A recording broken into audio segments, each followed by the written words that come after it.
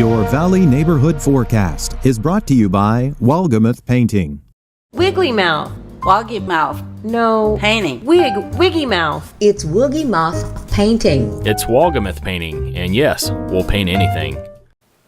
Happy Thursday to you. I'm Chief Meteorologist Mike Kruger. Take a look at your planner for the valley. Starting out pretty cool this morning, probably leveling out somewhere in the mid-40s, give or take here. We're going to be looking at that rain picking up in intensity here throughout the morning and evening going into tonight as well. And we could even see a chance for a few thunderstorms out there as well.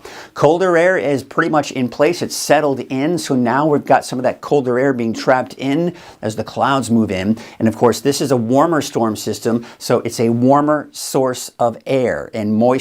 So what's going to happen is that warmer, moist air rise over the colder air. We will be looking at those fairly low snow levels, but it will also mix out some of that snow, which we'll see here in just a second. Now, when we're talking snow in the mountains, not here in the valley. All right, so we do have flood warnings as we've been really looking at that through the week. As of right now, as of this morning, we are below the flood stage here as you head between Red Bluff and Corning, but we are in and above that flood stage around the Chico area along Highway 99. Of course, as you know, Butte County, Glenn County, even Tehama County, a lot of road closures out there because of the flooded roads out there. So let's take a look at some of the forecast river levels. Now, here's the thing. You can see the Sacramento River at Red Bluff Diversion Dam. It has dropped below even the action stage. Now, we'll get into the action stage and it will approach the minor flood stage as we really go into Thursday night and Friday morning. Now, keep in mind, we're seeing that heavy rainfall. So we probably will start to see some areas that have seen some relief from the flooding, or conditions may get a little bit worse in some areas as well because of the added rainfall we're going to see today. But this looks like it should stay below, at least the diversion dam should stay below that flood stage and then slowly drop after that. Now you can see as we take you into Tehama Bridge, yeah, we're below the flood stage right now, but that will change. With the rain that we're going to see, we're back up most likely above that flood stage here for Thursday night, Friday morning, and then slowly dropping. Should eventually drop below that flood stage sometime around Saturday morning. All right, let's take a look at Vina Woodson Bridge, dropping, going back up, getting close to the flood stage by the time we do get into really through the day on Thursday into Friday, and then should begin to drop again after that. This is the look at Sacramento River at Hamilton City. Again, kind of close to, if not right around that flood stage, dropping, going back up because of the rain. But at this point, it does look like it will most likely stay below that flood stage.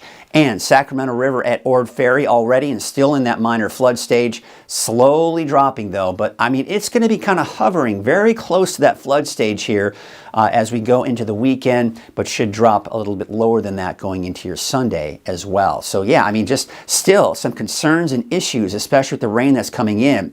Now, on top of that, we're looking at the potential for some thunderstorms out there today, really over most of Northern California. I think the best chances, though, will be along the coast and, of course, here in the valley as well, so something worth watching. All right, there you can see some of the rain coming in this morning. It does pick up in intensity through the morning hours, gusty winds at times. There you can see midday, heavy rainfall, but look at that snow. Now, again, what's happening is that warmer air is kind of mixing out some of that colder air in the mountains, and that's why we'll see kind of transition back and forth from rain to snow. But for us, it's mainly going to be the form of that rain. But look at this. I mean, that's coming pretty close to parts of the valley here with at least that little bit of a mix. But you see that? That's some unstable air. That, of course, is that chance for thunderstorms that we could see here throughout the day. Look at this. Again, you see a little bit of a mix there. So, you know, the thing is, through the day today, the atmosphere is trying to bring some snow for parts of the valley. So if you see a mix at times today, especially going into this evening and tonight, don't be surprised.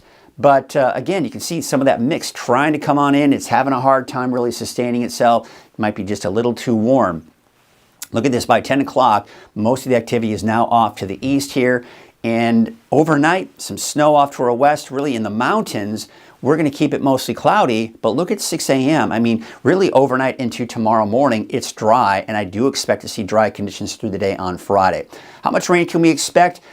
Honestly, I think the forecast model might be underplaying the numbers. I think we could see over an inch of rain for today. It's going to be steady, and it will be quite heavy at times as well. So I think, again, we could probably pick up over an inch, maybe closer to an inch, inch and a half in some cases here for parts of the valley. So we'll be on the lookout for that. All right, let's take a look at the wind advisory. Honestly, I'm a little confused by that because as we look at the forecast model data, let's take you through the day today and to tomorrow. Again, I'm going to take you back. Let's take you back. This is for 4 p.m. today until 1 a.m. Friday. All right, so again, maybe now that I look at that time frame, okay, maybe not so confused. Because today it's not going to be that much of an issue, as you can see here in the valley. It does pick up a little bit here, south of Chico here. But then as we go into this evening, winds picking up to the east. Some of it does try to make its way into parts of the valley here by midnight tonight, as you can kind of see some winds coming in from the west and then, of course, southwest. So we may see some slightly stronger winds here for places like Willows and Chico. And then by tomorrow morning, those winds should begin to subside here. So overall, again, the winds mainly to the south of us and into the east of the valley as well. All right, there's a look at your forecast to the south. There you can see temperatures mainly in the mid to even some upper 40s. Looks like Oroville about 51. We've got the rain today, drying out tomorrow, and should stay dry through possibly the middle of next week. As we look at your 7-day outlook for Chico, you'll see again it dries out tomorrow.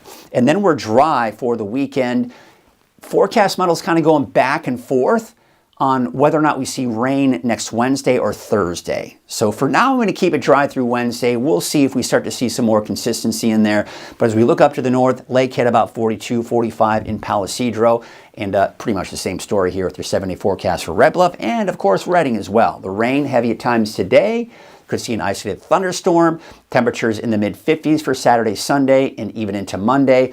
Keeping it dry through Wednesday, but we'll see. Sometime around Wednesday, Thursday of next week, maybe a chance for some rain.